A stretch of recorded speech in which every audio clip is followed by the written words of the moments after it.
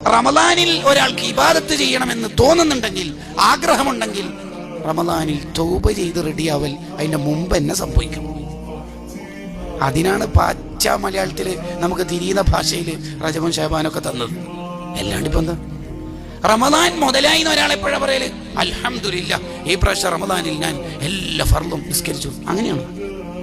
അൽഹംദുലില്ലാ, ഈ പ്രാവശ്യം എല്ലാ നോമ്പും ഞാൻ നോറ്റു. അങ്ങനെയാണോ ഒരാൾക്ക് മനസ്സിൽ റമദാൻ മുതലായി തോന്നൽ? അല്ല, റമദാനിൽ കുറെ ഇബാദത്ത് ചെയ്യുമ്പോഴാണ്.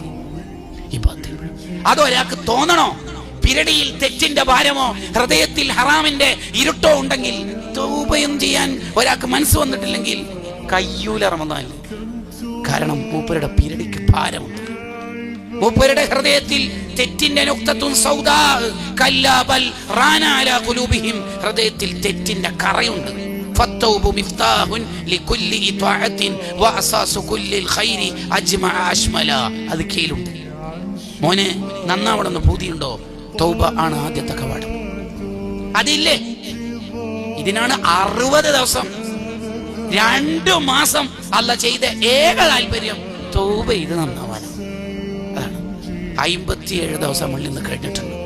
ഇനി കുറെ ദിവസമുണ്ട്, അല്ലെങ്കിൽ കുറച്ച് ദിവസമുണ്ട് എന്ന് പറയാൻ പോലും ദിവസങ്ങളില്ല. ഫ്യൂ ഹവേഴ്സ്, കുറച്ച് മണിക്കൂറുകൾ മാത്രം, കുറഞ്ഞ മണിക്കൂർ.